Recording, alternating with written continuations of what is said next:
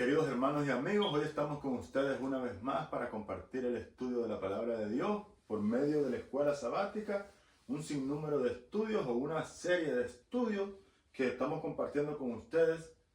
Hoy estaremos compartiendo la serie número 2 de este sinnúmero de series que llevan por título Cómo estudiar la profecía bíblica. Está basado 100% en la Palabra de Dios, así que podemos confiar de que todo lo que compartamos con ustedes es 100% bíblico. Veamos qué nos dice el título de la lección o de la serie número 2. Dice el Génesis como fundamento. Veamos qué nos dice el versículo de memoria o el versículo para pensar. Al día siguiente, Juan vio a Jesús que venía hacia él y dijo: Este es el Cordero de Dios que quita el pecado del mundo. Juan 1:29. Este es el versículo para memorizar y para pensar. Este fue un mensaje para aquellos tiempos, para el mundo de aquellos tiempos, para las personas que estaban alrededor de Juan.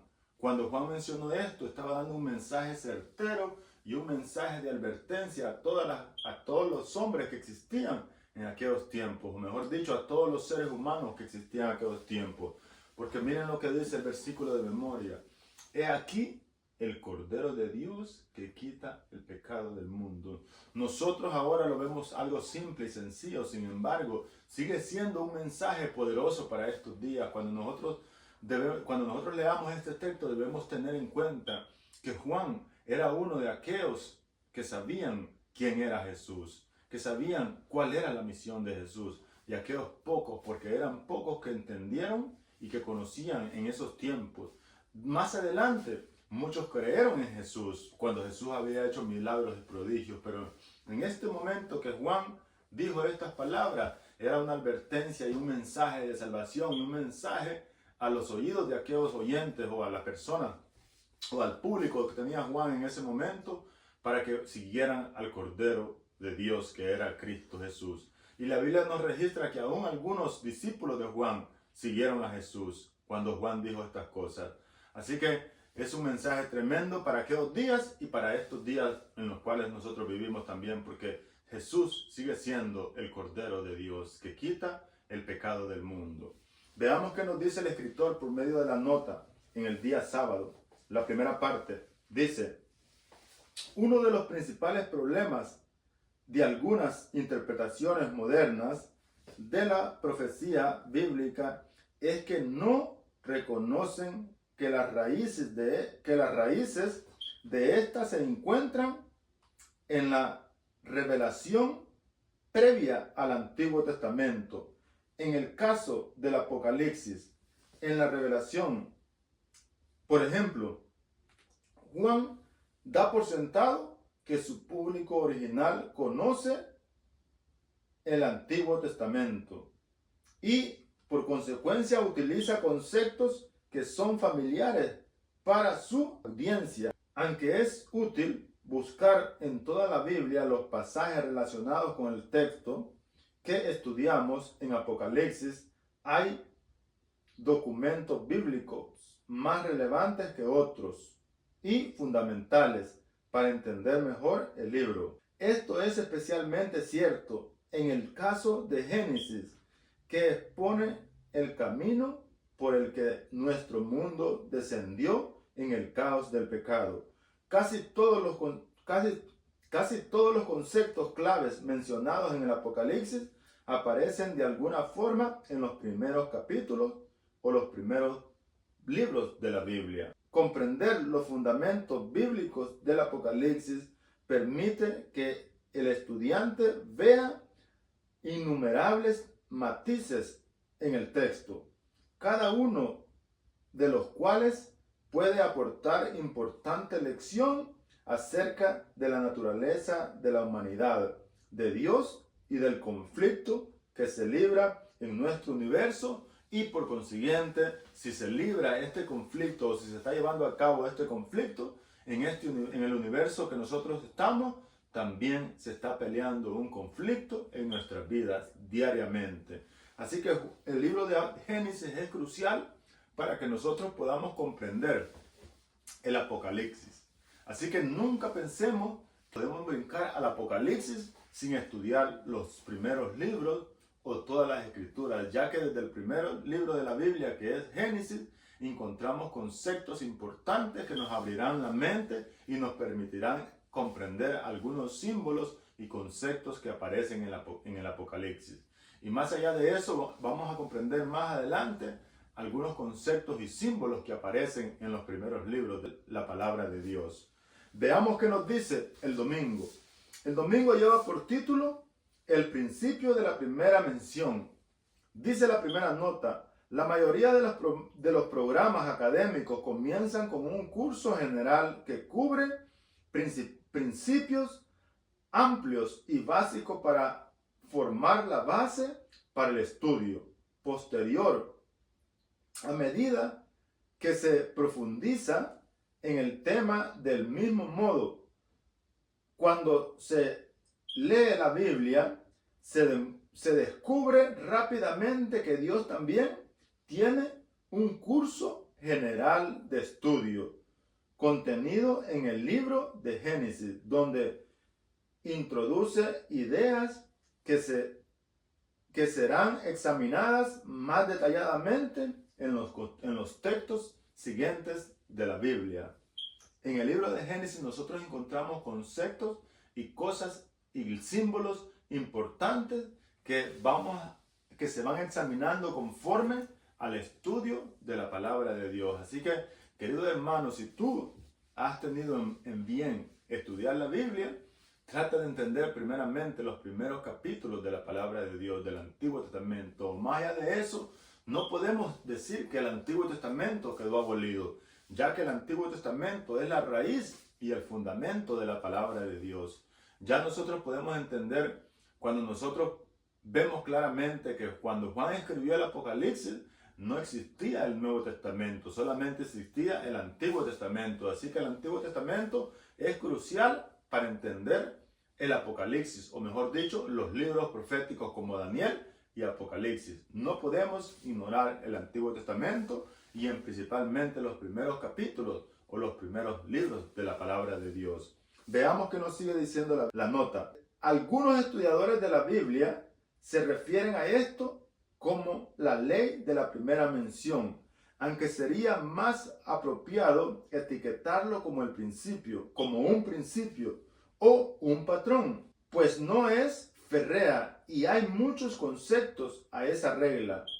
El patrón que parece emerger en el estudio general de la Biblia y de la profecía bíblica es que Dios instruye gradual y progresivamente a sus hijos, entregándoles normas a lo largo del tiempo y a partir de un concepto básico que se amplió numerosas veces a lo largo de los años y más allá a lo largo de los siglos y a lo largo de los tiempos, ya que en la palabra de Dios nosotros encontramos verdades que nosotros descubrimos, como en el Génesis, que podemos descubrir verdades como la caída del hombre, la entrada del pecado a la tierra, y también podemos encontrar el inicio de aquella mentira que Satanás dijo a nuestros primeros padres, a Adán y a Eva, donde nosotros podemos entender de que Satanás es un intruso y un mentiroso, del cual apartó a nuestros primeros padres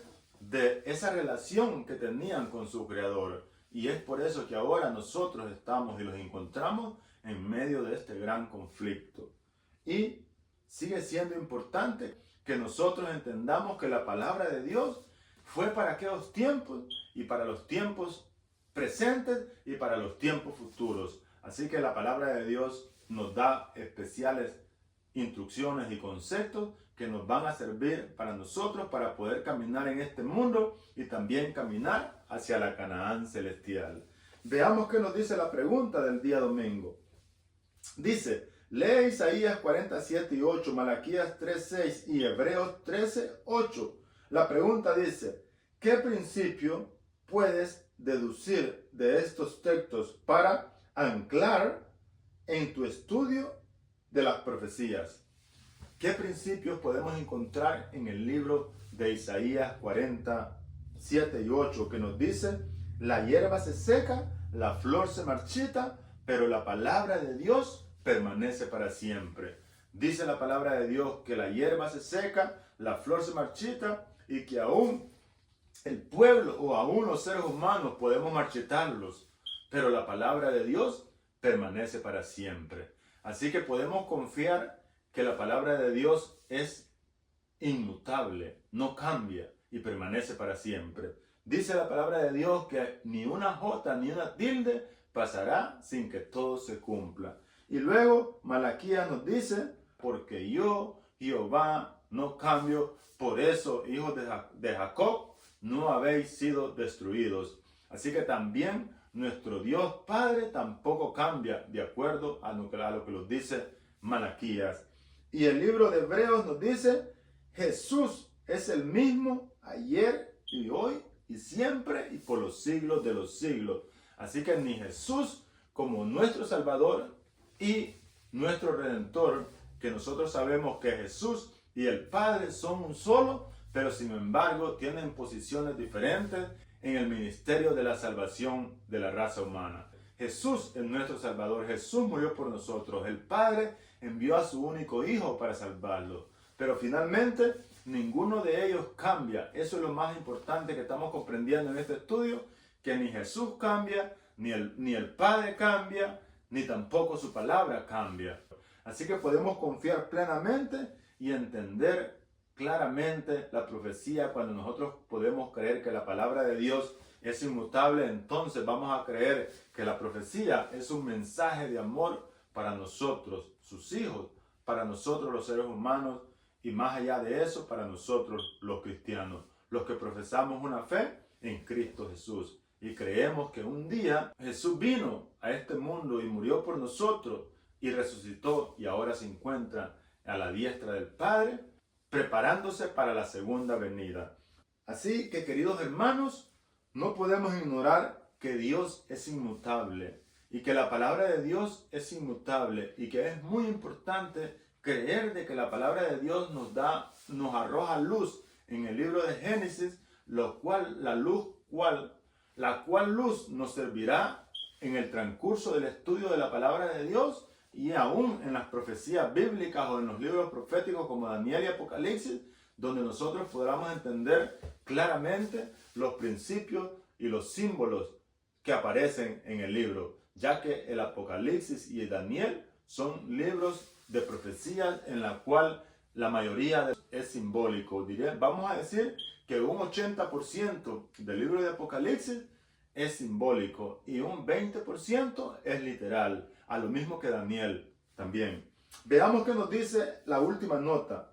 ¿Por qué es tan importante que no permitamos que nada ni nadie, por conveniente o lógico que sea, debilite nuestra fe en la Biblia y en las verdades infalibles que enseña la Biblia?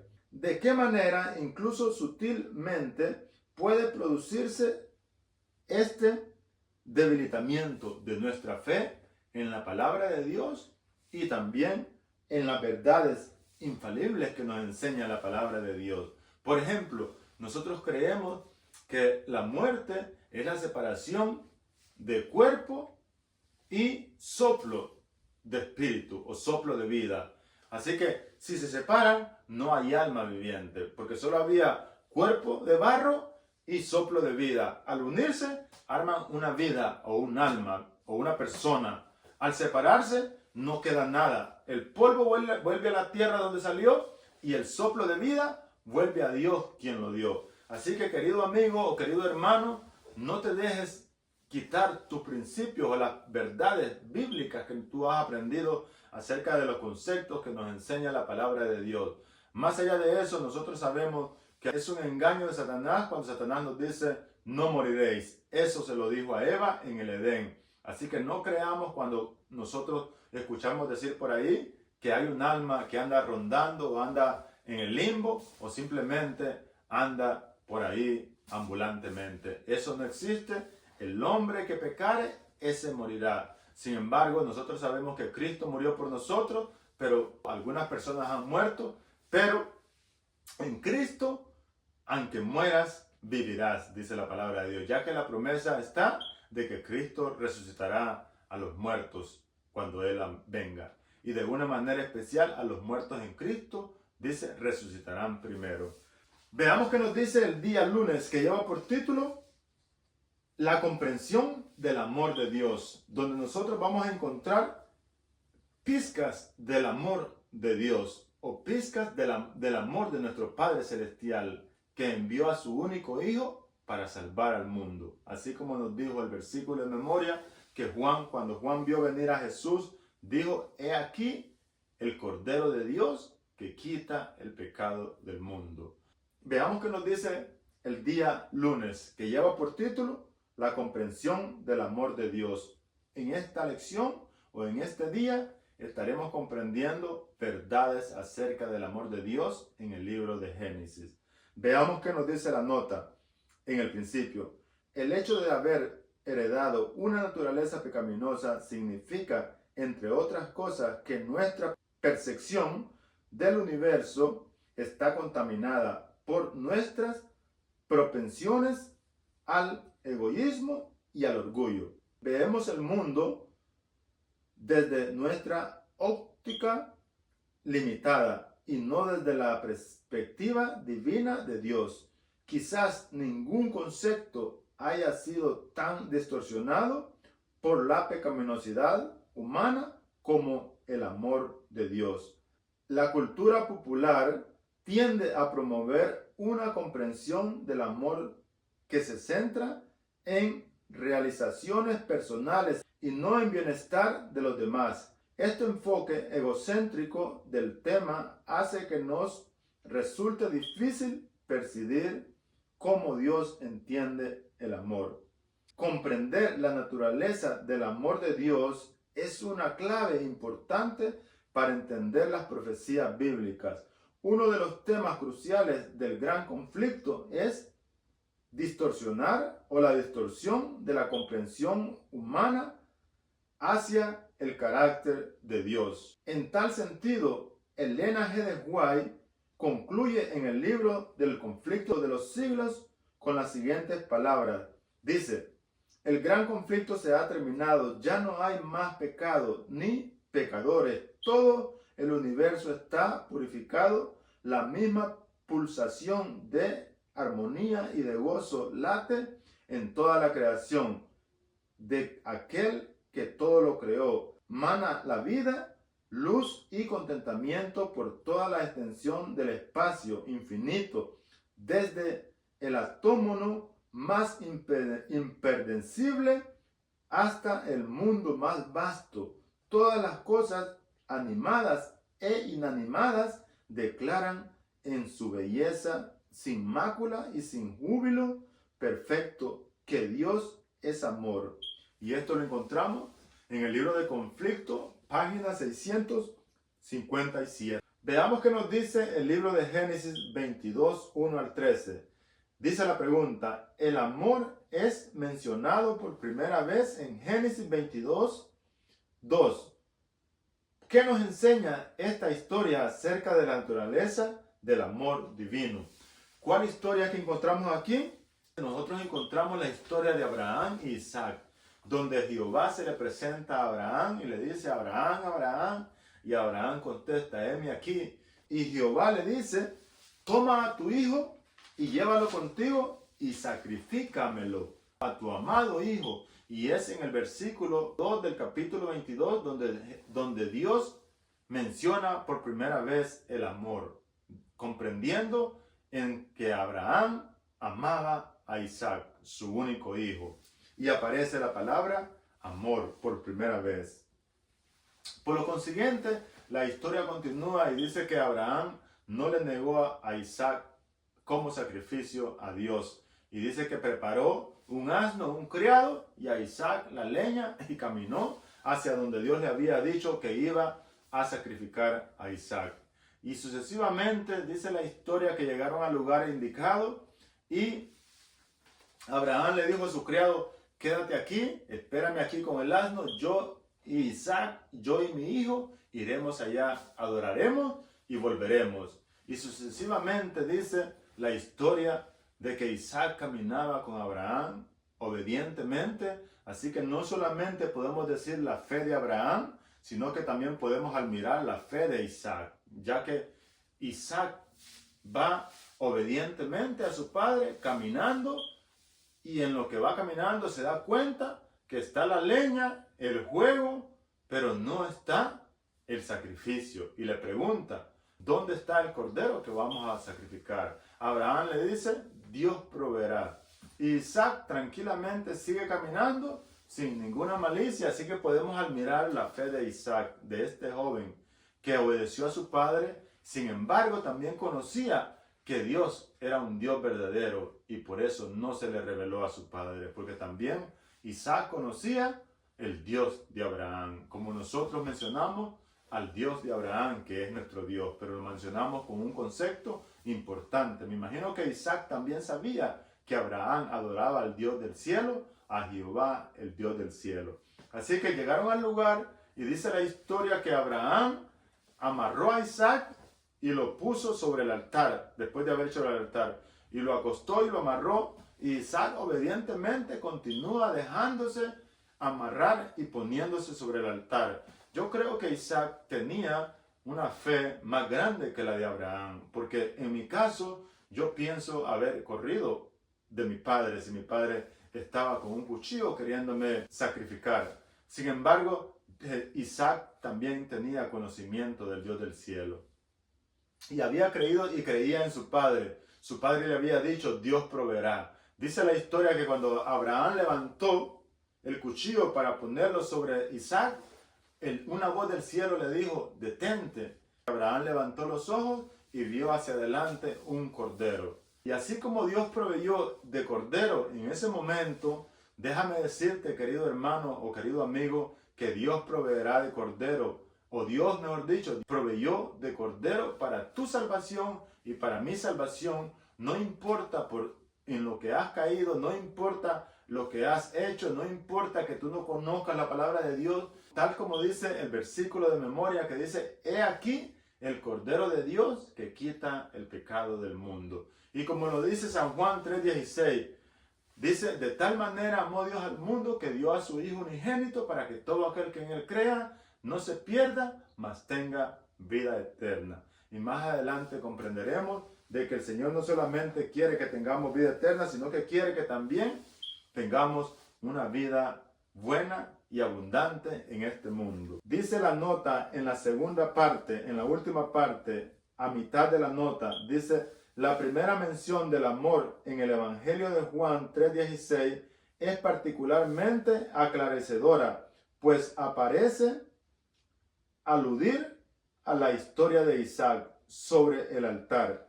La fe de Abraham en Dios era tan que confió en que Dios podría resucitar a su hijo si llegaba a cabo el sacrificio. Esto ilustró el amor de Dios por la humanidad, ya que Él nos amó hasta el punto de dar a su único hijo, a su unigénito hijo. Dice, tras lo cual lo resucitó de entre los muertos. El sacrificio de Cristo en la cruz revela el tipo de amor abnegado que Dios tiene por nosotros como sus criaturas o como su creación o como sus hijos. Dice la nota o la pregunta de la última parte, ¿cómo podemos manifestar a los demás el amor abnegado que Dios siente por nosotros? ¿Por qué es ese tipo de amor tan importante para nosotros? Ese amor sincero, ese amor abnegado, ya que es la única cosa que nos da seguridad en este mundo, ya que si nosotros no aceptamos ese amor de Dios y no entendemos, mejor dicho, el amor de Dios, todo lo de este mundo es vanidad. Todo pasará, todo se acabará, todo es vanidad, dice la palabra de Dios. Aún todo queda en el olvido cuando morimos. Sin embargo, en Cristo todos volvemos a la vida. Cristo murió por nosotros, Cristo fue crucificado por nosotros en la cruz y resucitó para poder darnos esperanza, que aunque nosotros muramos, en Cristo volveremos a la vida, y por eso es tan importante comprender ese amor abnegado que Dios tiene por nosotros, para que nosotros también podamos dar de ese amor. que Dios nos permite entender y nos permite recibir de Él. Sin embargo, si nosotros todavía no hemos comprendido el amor de Dios, es imposible que podamos dar ese verdadero amor abnegado que Dios tuvo por nosotros, entregando a su único Hijo en lugar de nosotros a la muerte y muerte de cruz. Veamos qué nos dice el día martes, que lleva por título la pregunta de Isaac: ¿dónde está el Cordero? Y dice así la primera parte en la nota: la primera mención bíblica de un cordero aparece en Génesis capítulo 22, es decir, en la misma historia que se menciona por primera vez el amor. El cordero es uno de los símbolos más recurrentes del Apocalipsis, donde Jesús es llamado Cordero más de 20 veces. En una de las escenas más importantes del libro de Apocalipsis, la visita de Juan a la sala del trono de Dios, en los capítulos 4 y 5 el Cordero desempeña un papel central y crucial, ya que vamos a ver qué nos dicen esos versículos más adelante en la pregunta, pero aquí nos menciona que en el mismo capítulo o en el mismo libro de Génesis capítulo 22, donde es mencionado por primera vez el amor, también se presenta un cordero por primera vez. Y en ese momento es que Dios provee, en el mismo capítulo que Dios provee de cordero cuando Abraham está sacrificando a Isaac, su único hijo, que es una representación de Dios Padre entregando a su único hijo por amor a nosotros. Así que esa historia de Abraham y Isaac representan a Dios Padre y a Jesús. Al igual que Isaac, sin ninguna rebelión, dice, fue obediente y obediente hasta muerte y muerte de cruz por amor a nosotros. Dice la historia que Jesús mismo decidió entregarse, Jesús mismo decidió morir por nosotros, ya que Jesús mismo nos ama, ya que Jesús mismo fue nuestro creador y solamente Él podía salvarlos, no había otra opción. Si nosotros no aceptamos la salvación que Jesús nos ofrece, no tenemos otra opción, o mejor dicho, si nosotros no aceptamos la salvación que Dios nos ofrece por medio de la muerte de Jesús, el ser humano no tiene otra opción más que nacer, vivir y morir. Y ahí se acabó. Pero sin embargo, en Cristo todos volvemos a la vida. Y en Cristo todos recibimos una nueva esperanza, una nueva oportunidad. Solo tienes que creer, tal como lo dice el versículo: el que creyere y fuera bautizado, este será salvo. Así que cree, querido amigo, cree, querido hermano. Así como Abraham creó y Isaac también creó en que Dios proveerá, así también yo te invito a que creas en Dios, a que creas en la palabra de Dios, a que creas que Jesús y el Padre son inmutables, no cambian, y es el mismo de ayer y ahora y siempre. Veamos qué nos dice el libro de Génesis capítulo 22, 7 y 8, y el libro de Éxodos 12, 3 al 13 y Apocalipsis 5, 5 al 10. Dice la pregunta: ¿cómo nos ayuda la historia del casi sacrificio de Isaac a entender el uso simbólico de los corderos? ¿Cómo se relaciona esta historia con lo que Juan ve en el Apocalipsis 5? Vamos a ver qué relación tiene estas historias del Génesis y de Éxodo con la historia que aparece en la visión que Juan ve en Apocalipsis 5, 5. Vamos a ver qué nos dice el libro de Génesis capítulo 22, versículos 7 y 8. Dice así: entonces habló Isaac a Abraham, su padre, y dijo: Padre mío. Y él respondió: heme aquí, hijo mío. Y él dijo: he aquí el fuego y la leña, mas ¿dónde está el cordero para el holocausto? Y respondió Abraham: Dios proveerá de cordero para el holocausto, hijo mío. Y iban juntos. Qué fe de Abraham y qué fe de Isaac. Asimismo, esta historia representa la forma en que Jesús nació y vino, y obediente, dice la palabra de Dios, a su Padre, fue llevado hasta la muerte y muerte de cruz. Veamos qué nos dice el libro de Éxodo. Aquí nos va a contar la historia de la celebración de la Pascua, una celebración que se llevaba a cabo una vez por año.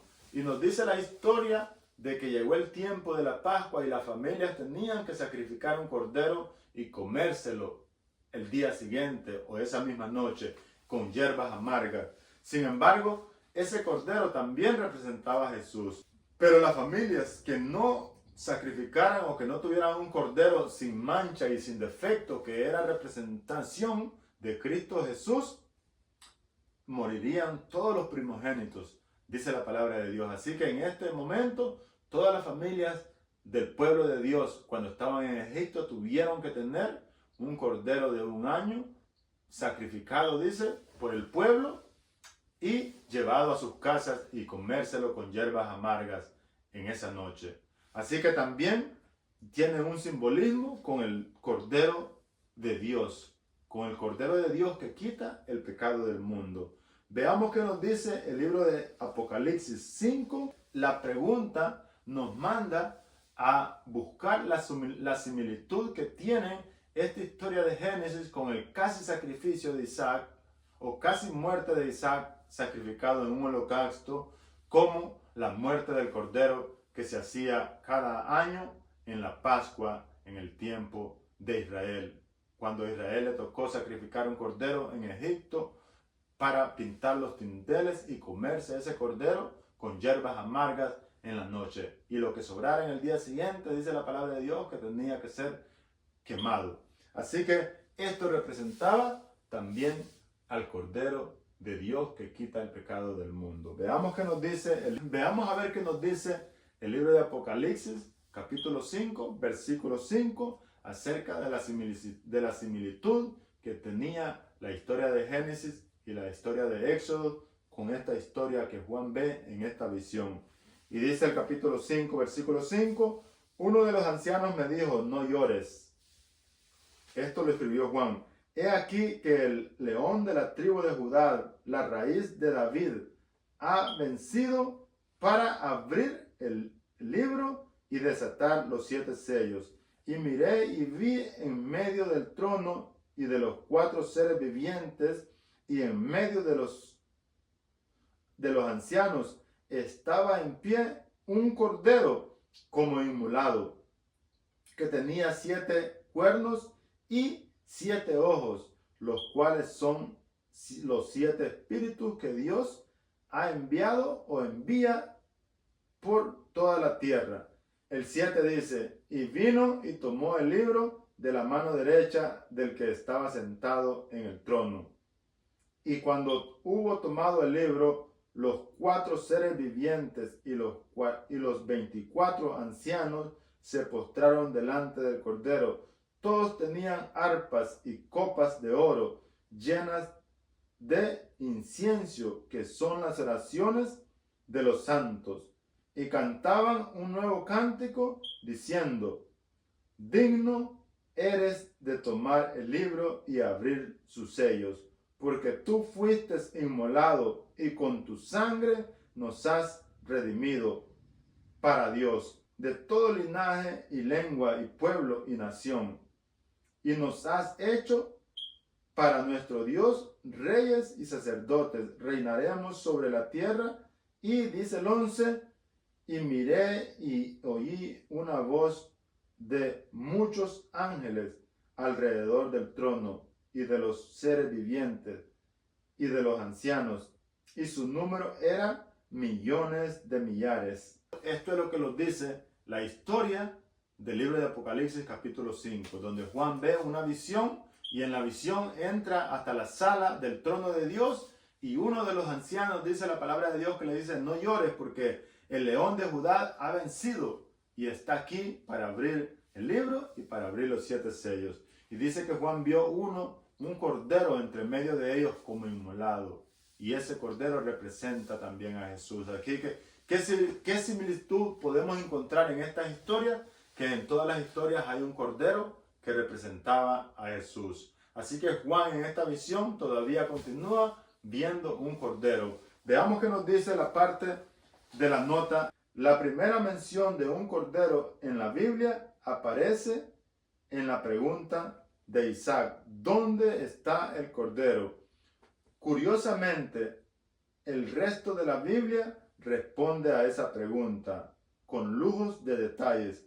Los otros 38 libros del Antiguo Testamento conducen al lector por un camino en el que la pregunta de Isaac es respondida progresivamente con más y más detalles, desde los libros de la Pascua hasta el primer trabajo de David y en adelante. Toda la historia de la Biblia está salpicada innumerables profecías mesiánicas que anticipaban la respuesta a la pregunta de Isaac. Luego, en el Nuevo Testamento, la pregunta es respondida cuando Jesús aparece en persona y ministra entre su pueblo y entrega finalmente su vida como sacrificio en la cruz del Calvario, que es el versículo de memoria donde Juan les dice: he aquí el Cordero de Dios que quita el pecado del mundo.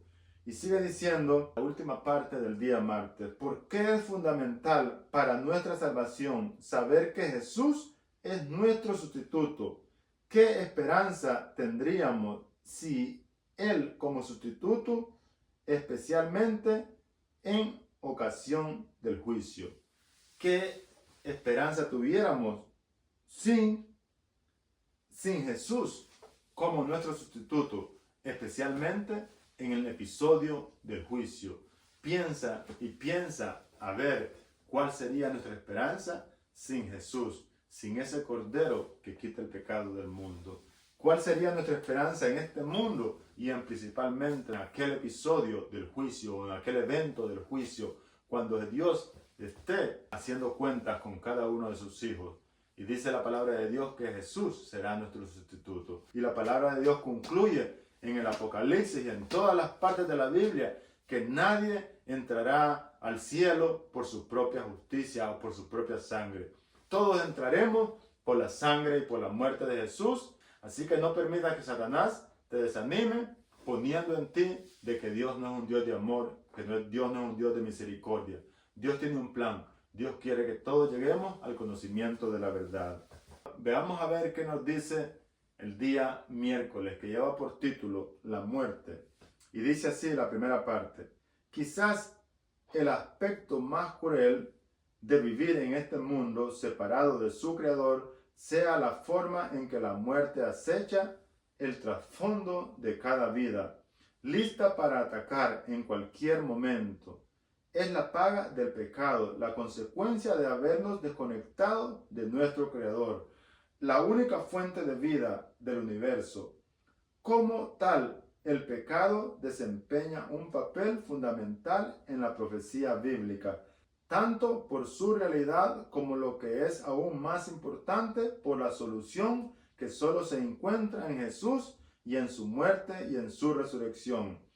Y veamos a ver qué nos dice la pregunta. Dice así: lee Génesis 2:15 al 17 y también Génesis 4:8 al 15 y Corintios 15:15 al 19 y Apocalipsis 1:8. La historia que encontramos en el libro de Génesis capítulo 2 versículo 15 al 17 es la historia de la creación del humano, de la vida humana, donde Dios forma a Adán del polvo de la tierra, un muñeco, y dice la palabra de Dios que Dios viene y sopla aliento de vida sobre él, y entonces dice la palabra de Dios que Adán llega a ser un ser viviente. Pero antes de eso no hay vida en ese muñeco, hasta que logra unir Dios el soplo de vida con el muñeco de barro, y entonces aparece una alma viviente. También vamos a encontrar en el capítulo 4 del libro de Génesis, versículo 8 al 15, donde encontramos la historia de Caín y Abel. Caín le quita la vida a su hermano, y más allá de eso dice la palabra de Dios que Caín invita a Abel a dar un paseo en el campo y allá le quita la vida. Y entonces Dios le pregunta: ¿dónde está tu hermano? Y él contesta: ¿acaso soy guardia yo de mi hermano? Y podemos entrar a la historia donde Caín es castigado de una manera y todavía él expone su caso sobre Jehová y le dice, ¿por qué me echas de tu presencia? ¿Por qué? Porque maté a mi hermano. Si él ve algo simple, no vemos ningún espíritu de arrepentimiento en Caín.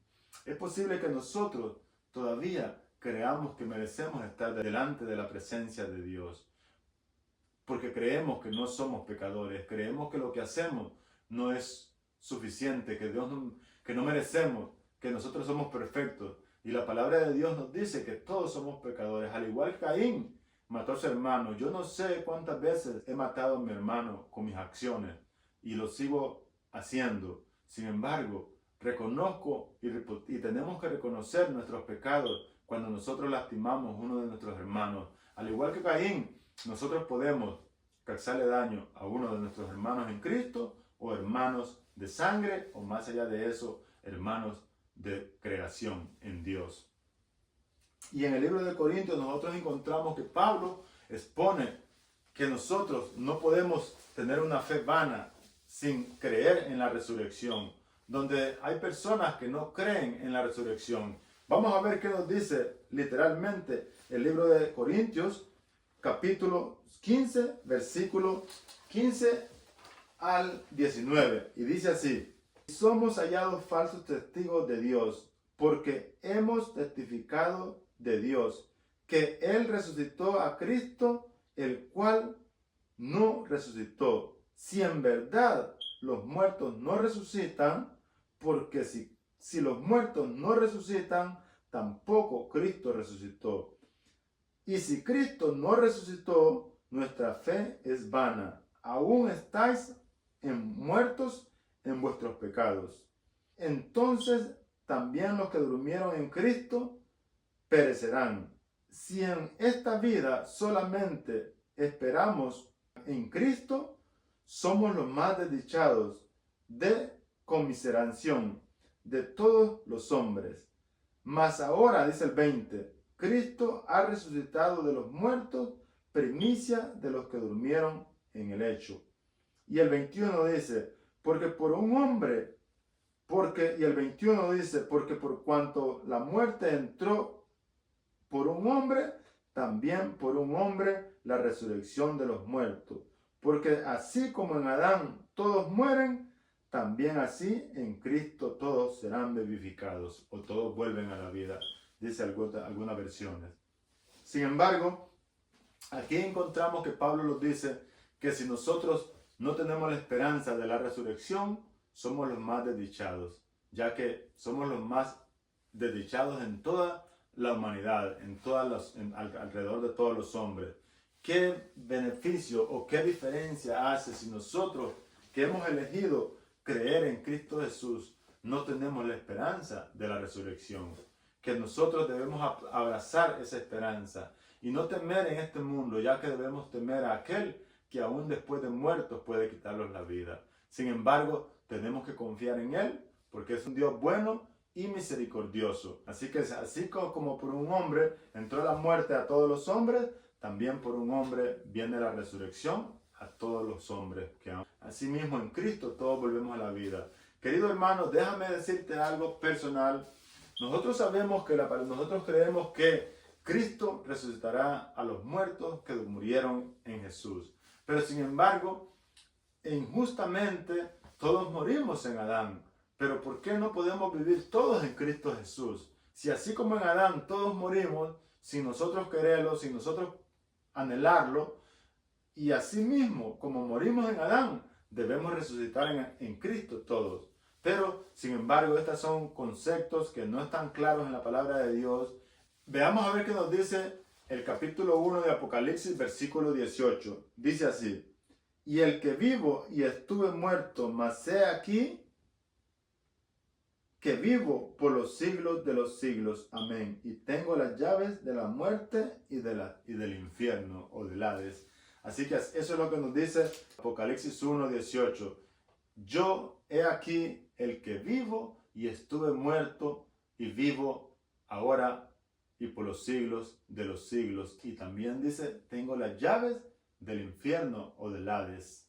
Veamos a ver qué nos dice la nota en el sexto renglón a la mitad del renglón, que comienza: por muy dolorosa que la muerte resulte, en general hay casos en los que parece más trágica aún, como cuando muere un niño. En general, esperamos que los padres precedan a sus hijos en la muerte, y hemos llegado a aceptar tanto esto como el orden normal de las cosas.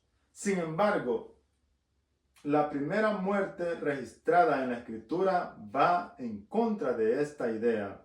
Antes de que Adán y Eva pasaran por la muerte, experimentaron la tragedia de esa cuando Abel, su hijo justo, fue asesinado por Caín, su hijo malvado, hermano de Abel.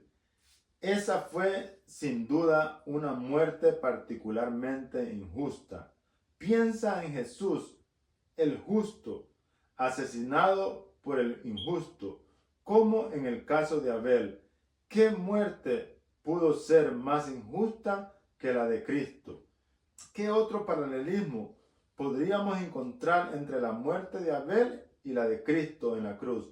¿Cómo puede ayudarte la naturaleza de la muerte de Abel a entender por qué Jesús tiene las llaves de la muerte y del sepulcro, y lo que Dios nos ofrece por medio de Jesús? ¿Cómo podemos entender este concepto de la muerte de Caín y la de Cristo? ¿Qué similitud podemos ver aquí? De acuerdo a la historia, el escritor nos cuenta y nos ayuda a entender que así como Jesús murió injustamente, no hubo otra muerte entre la humanidad más injusta que la de Abel por medio de su hermano Caín. Sin embargo, nosotros también vemos la repetición de la muerte de Cristo, siendo Él el justo, que no cometió ningún pecado, que no cometió ninguna ofensa a nadie, sino que solamente hizo milagros y prodigios en favor de su pueblo. Sin embargo, vemos injustamente es muerto y crucificado. Sin embargo, esto tenía un propósito. Era la misión de Jesús, que era cumplir esa misión para rescatar la humanidad y rescatar el universo. Veamos a ver qué nos dice la nota en la última parte, en las letras negras grandes. Dice: si el problema de la muerte no fuera resuelto, ¿por qué sería nuestra vida inútil y sin sentido? En última instancia, ¿qué nos enseñan estos hechos acerca de cuán agradecidos debemos estar por lo que Jesús hizo por nosotros en la cruz? En Cristo volvemos a la vida. En Cristo todos volvemos a la vida. Así que, querido hermano y querido amigo, no importa qué hayas hecho, recuerda que el Cordero de Dios vino a morir por nosotros. Recuerda que Jesús es ese Cordero. Jesús murió por ti y por mí, y murió por cada uno de los seres humanos. No importa en qué situación te encuentres, Jesús te ama y murió por ti sin que tú se lo pidieras. Ya eres libre, acepta la liberación en Cristo Jesús. Pasemos al día jueves, que lleva por título La serpiente. Y dice la primera nota: la adoración es un tema clave en el Apocalipsis. El amor, el actor y promotor de los falsos sistemas de culto, es identificado como el dragón en el libro de Apocalipsis 13, en sus versículos 2 y 4. Y la descripción de este querubín caído como una serpiente no es casual, sino que nos remite claramente al jardín del Edén, donde una serpiente persuadió a Adán y a Eva para que se rebelaran en contra del Creador y lo siguieran a Él. Veamos a ver qué nos dice la pregunta. Compara Génesis 3, 1 al 5 con Apocalipsis 12, 1 al 9. ¿Cómo son algunos de los temas comunes en ambos relatos?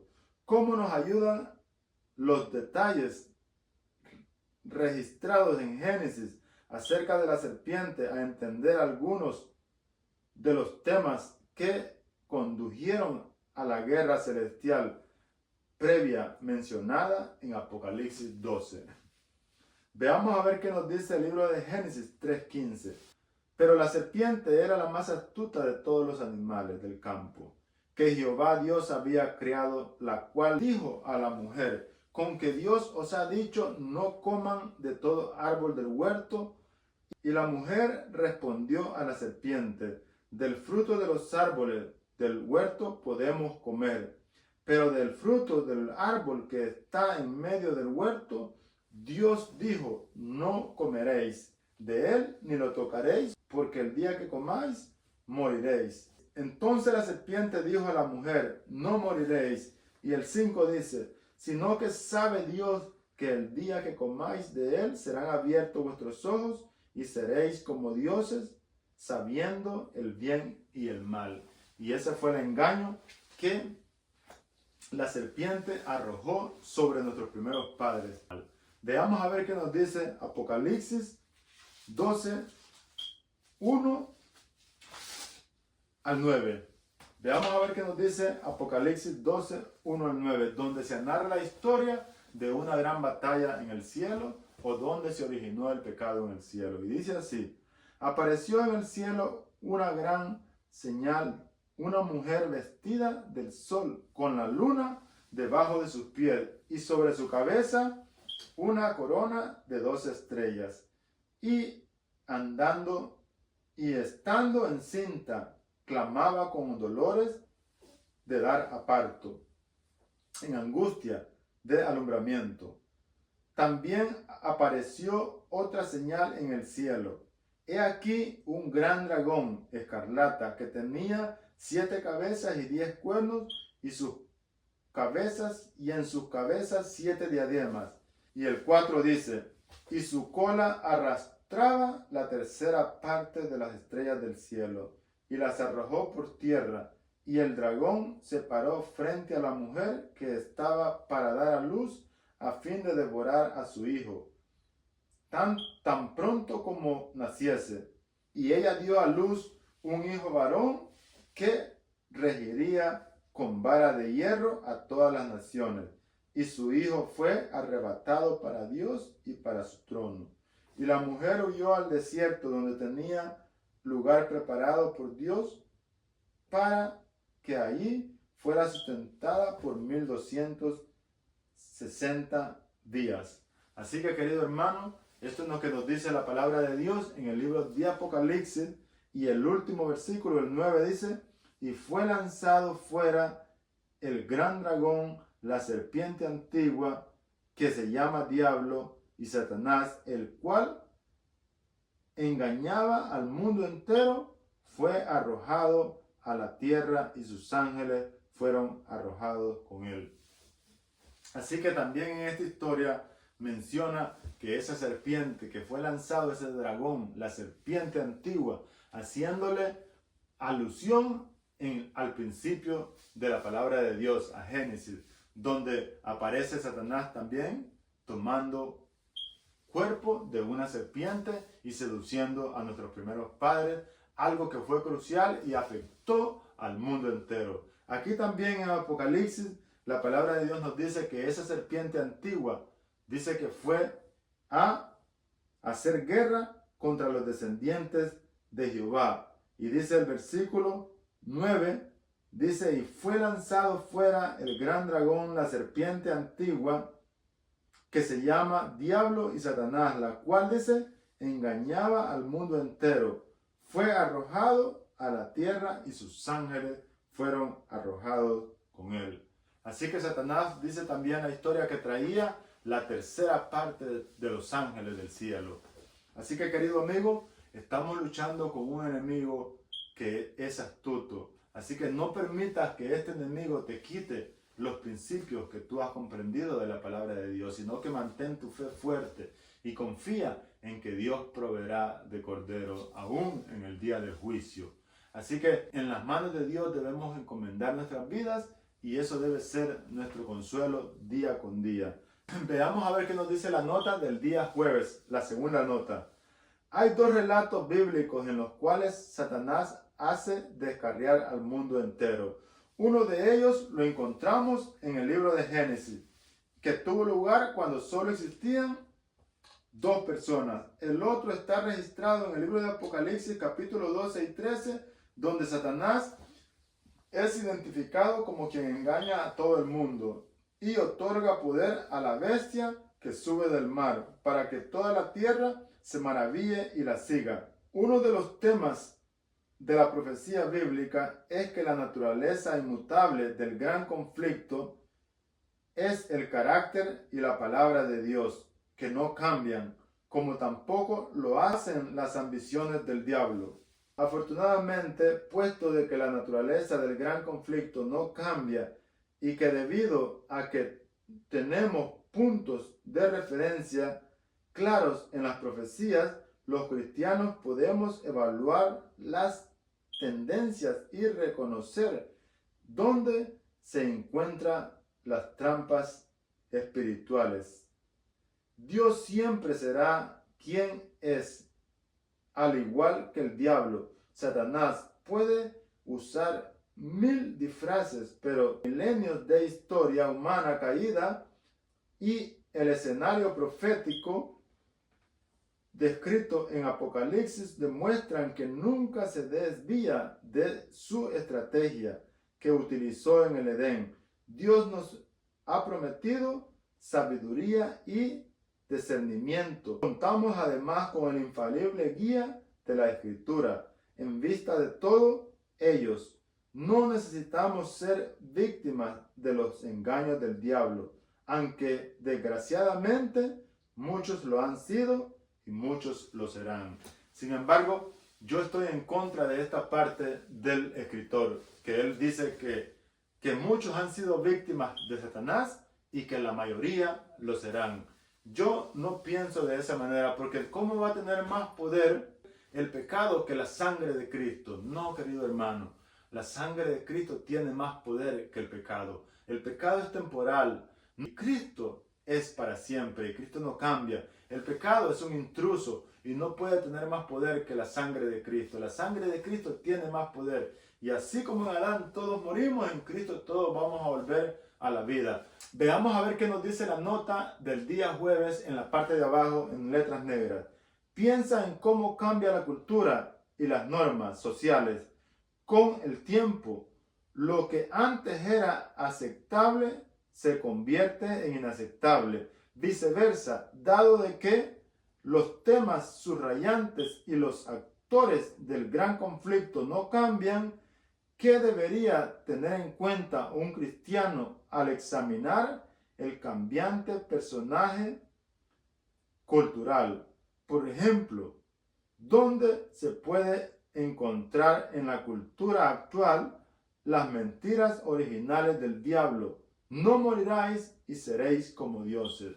¿Dónde nosotros podemos encontrar en la cultura estas dos grandes mentiras originales del diablo? Que dice, no moriráis, que la mencionó en Génesis a nuestros primeros padres, donde les dijo, no moriréis, más bien sabe Dios que serán abiertos vuestros ojos y seréis como dioses. Así que, querido hermano, no permitas que Satanás te engañe con esta mentira, como hemos hablado, mentiras acerca de la muerte, donde Jesús dice que Él murió por nosotros para que nosotros no muriéramos. Pero también la palabra de Dios dice que el hombre que pecare morirá. Y cuando un hombre muere, no queda ni el amor ni el odio, queda teniendo parte en este mundo. Sin embargo, mucha gente cree que cuando una persona muere, algunas veces va al cielo, algunas veces se queda en el limbo y algunas veces simplemente se va para el infierno. Eso no es así, querido hermano y querido amigo. La Biblia nos enseña que el hombre que peca muere y aquel que muere no tiene más parte en este mundo, sino que es sepultado y vuelve a la tierra donde salió y el soplo de vida vuelve a Dios. Pero sin embargo, aquí nosotros podemos ver que hay una mentira mezclada con una verdad, donde el diablo les dice, más sabe Dios que serán abiertos vuestros ojos y seréis conocedores del bien y del mal, y seréis como dioses, dice, conocedores del bien y del mal. Pero sin embargo es una mentira, porque finalmente es verdad, llegas a ser como Dios, conocedor del bien y del mal, pero mejor no hubiéramos conocido el mal, solamente el bien.